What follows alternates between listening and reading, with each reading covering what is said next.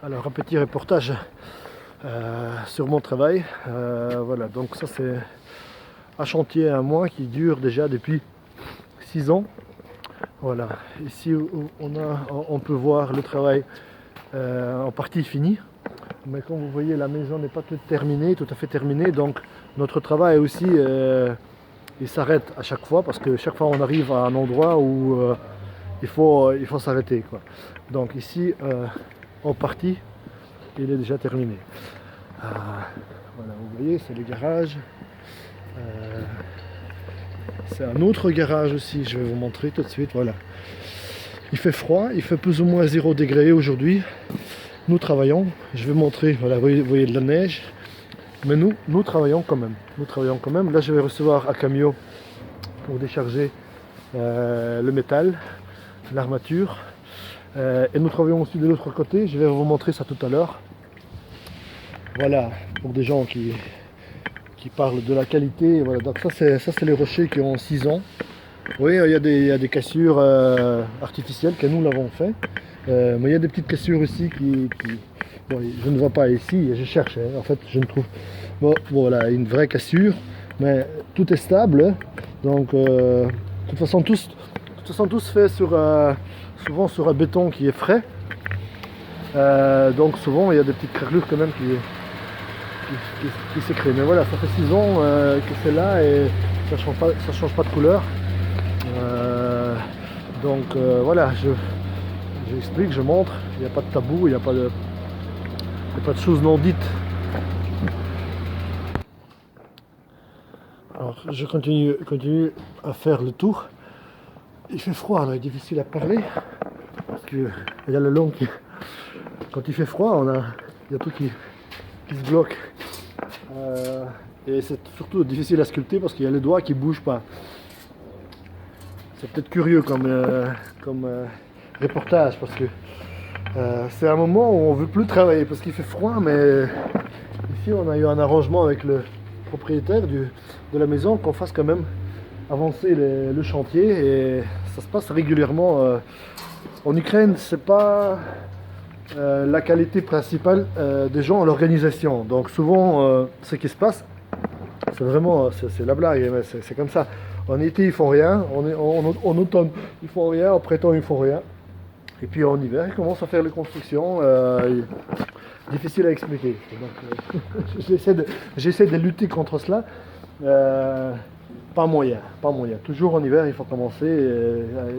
Et alors, on sculpte avec comment est-ce qu'on appelle ça? Avec les lampes, vous voyez, qui chauffent. Alors, voilà, je vous montre les solutions que nous avons trouvées. Заходи, я просто снимаю для себя для истории. Показ. Не, это для себя, потому что интересно. Елочка. Voilà. Vous voyez comme ça donne.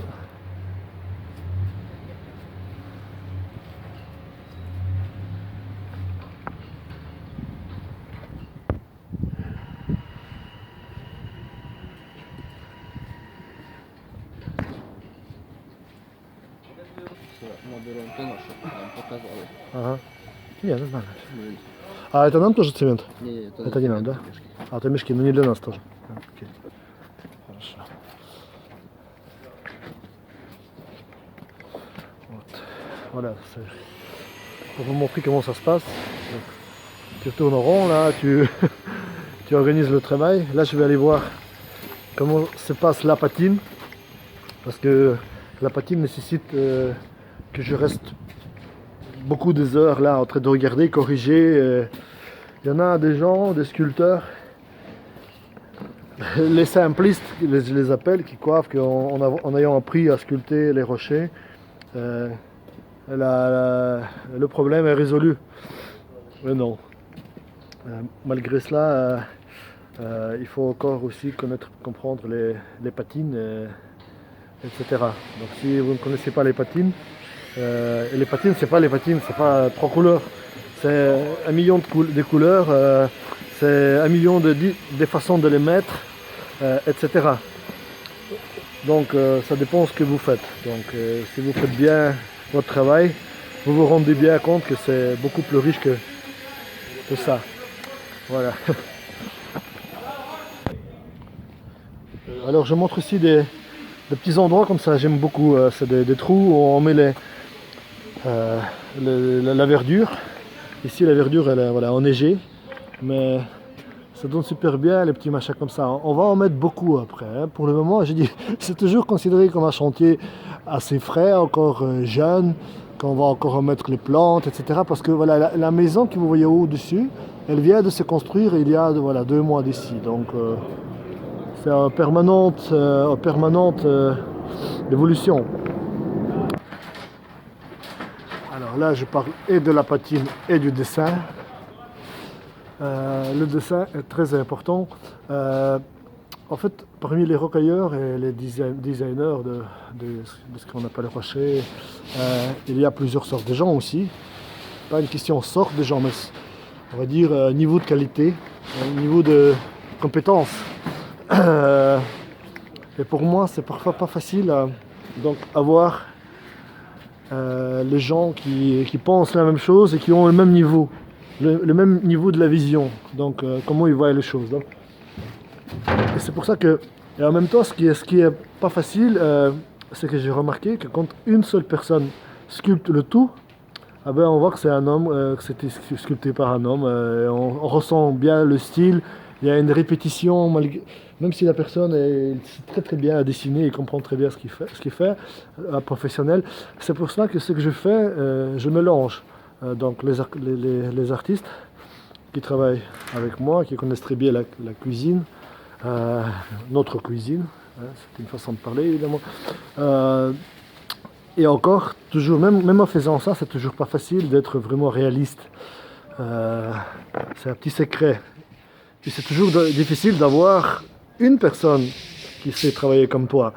Et puis avoir deux, c'est encore beaucoup plus compliqué. Moi nous sommes plus ou moins 4 personnes qui sont du même niveau et qui travaillent très très bien, et ça fait 10 ans qu'on travaille ensemble.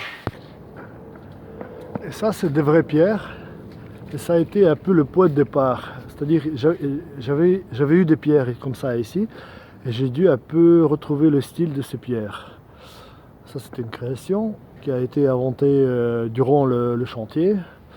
Et les pierres comme ça m'inspire beaucoup parce que c'est un mélange des formes assez douces, avec beaucoup de trous, aussi assez sympathiques. Et puis il y a aussi des cassures, vous voyez, des formes beaucoup plus cassées. Voilà, plus cassées, mais pas trop agressives, avec des belles patines, avec des bels effets spéciaux.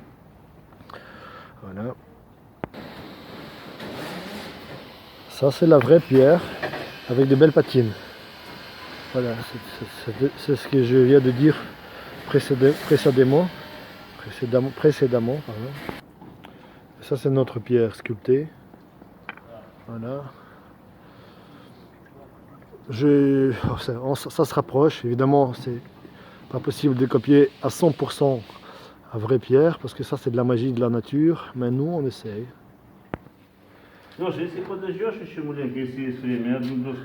Ça, c'est une équipe qui travaille en parallèle. Voilà, les artistes aussi. Ça, c'est les ouvriers d'ici, mais on essaie d'être amis avec tout le monde parce que c'est une équipe aussi. Donc, ils nous donnent un coup de main, nous on leur donne un coup de main. Et, ça fait 6 ans qu'on travaille. Voilà, et ça c'est le... Il me taquine en fait, parce qu'il да. Кушал. Да, кушал. J'ai dit, сейчас я, кстати, скажу об этом, как раз передаю привет другу Ричарду. Он меня жабами накормил, представляешь? Первый день я с ним когда познакомился, человек с интернета захотел у меня поучиться, типа, этому делу, да? Я приехал во Францию, и он говорит, типа, приезжай ко мне, и первый день он приготовил мне много жаб. Richard, je parle de toi en fait ici, à mes amis, hein, c'est les gens qui travaillent avec nous aussi. Tu te rappelles que tu m'avais fait les grenouilles? Voilà, ils disent, est-ce que tu parles français, Alexei? Ils disent, tu as mangé les grenouilles? Et je me suis rappelé Richard qui est mon ami sur Facebook, qui est rocailleur aussi, un excellent rocailleur français, qui nous a donné un coup de main en France sur plusieurs projets. Ah ben, la première fois, il m'a invité chez lui quand je suis venu pour le projet. Donc, il m'a invité chez lui, il m'a cuisiné, parce que c'était un cuisinier en plus, il m'a cuisiné les cuisses de grenouilles. Ici, en Ukraine, en Russie aussi, enfin, dans tous les pays de l'Est, c'est considéré comme quelque chose très, très, très spécial comme nourriture. Voilà. Et là, je vais finir ma vidéo en vous montrant le processus, voilà, la continuation. Donc nous, on continue à faire les rochers ici. Comme vous voyez, c'est pas tout petit parce que la maison n'est pas tout petite. Vous voyez. Donc voilà, les rochers, les rochers, les rochers, les rochers. Beaucoup de rochers. Mais je pense qu'ici, on va plus continuer à faire les rochers. Juste cette partie-là, pour le moment. Ici, il va y avoir une piscine, quelques décors en béton aussi. En béton sculpté. On ne voit pas très bien parce que c'est déjà le soir, il fait assez sombre. Il fait gris aujourd'hui, il fait froid, et donc pas évident de vraiment montrer. Il a fallu plus de lumière pour bien montrer le travail, pour bien montrer les patines. Les patines vont être belles ici, on essaye de s'amuser avec ça. C'est tout frais encore ici aujourd'hui, c'est pas fini évidemment, c'est découlé. Sur des rochers, il y a souvent des coulées, il y a toutes sortes de coulées, c'est 1 million de différents types de coulées. Et à part ça, il y a d'autres types de choses, d'autres types de patines qu'on aime bien. Donc voilà. Donc moi aussi j'ai des coulées parce qu'il fait froid, alors ça coule, des patines coulent. Alors c'est pas des vidéos très intellectuelles ou bien présentées. Je sais qu'en France, en Belgique surtout, ce qui compte, c'est une belle présentation. Et ce que j'ai remarqué, par exemple, ce qui concerne notre travail, chez les Américains ou chez les Français, souvent on présente bien un travail qui n'est pas extraordinaire, mais on le présente bien. Beaux vidéos, bien fait, avec de belles paroles, etc. Surtout en Amérique, remarquez. Et ils sont artistes, ils sont maîtres de la présentation. Mais le travail en soi est assez... je parle de tout le monde, hein, parce que c'est surtout en Amérique que je connais quelques gars, comme Joshua Anis, qui est mon ami maintenant, parce qu'on discute parfois et on se téléphone. Et lui, il travaille vraiment super bien. C'est extraordinaire. Il apprécie mon travail aussi, c'est sympa de sa part. Donc c'est chez les Américains justement que je trouve aussi mon inspiration. Mais bon, nous sommes des artistes, donc avant tout, on n'est pas vraiment des businessmen. Nous sommes passionnés de ce qu'on fait. On a passé trop de temps sur la création, donc pas sur la présentation, donc, mais on est content d'avoir beaucoup de travail. Ça c'est la plus grande reconnaissance pour nous, que les gens nous appellent. Et là pour le moment en Ukraine, on travaille en Ukraine, on est dans un pays en guerre, mais on a du travail. Mal payé, mais on a du travail. Et on est, je crois ici en Ukraine, on est le numéro 1 pour tout ce qui est voilà, des créations un peu dans ces genres. Ça nous flatte, mais c'est pas facile parce qu'il fait froid. Il y a cette ambiance de guerre, ça paye très mal, mais on fait un métier qu'on aime, donc on a toujours ce petit sourire au visage et on a cette étincelle. On a envie d'aller au travail, même quand il fait froid, même quand les patines coulent. Voilà, donc je remercie mes amis, je vais continuer de faire des petites vidéos comme ça. Si ça vous intéresse, écrivez-nous, posez-nous des questions importantes. Nous on va essayer de faire une belle présentation pour vous, pour que ça choque pas votre oreille, voilà, parce que hein, comme ça. Mais n'oubliez pas que nous des Ukrainiens, on a appris votre langue comme ça, en regardant dans le dictionnaire. Hein? Vous êtes né, vous êtes allé dans les écoles primaires, etc. Nous pas. Et on connaît d'autres langues aussi, et on va le faire aussi en anglais, et en polonais et d'autres langues. Donc, hey, on n'est pas très cons. Un peu, mais... Bon, voilà, merci beaucoup. À tout à l'heure. Bye bye.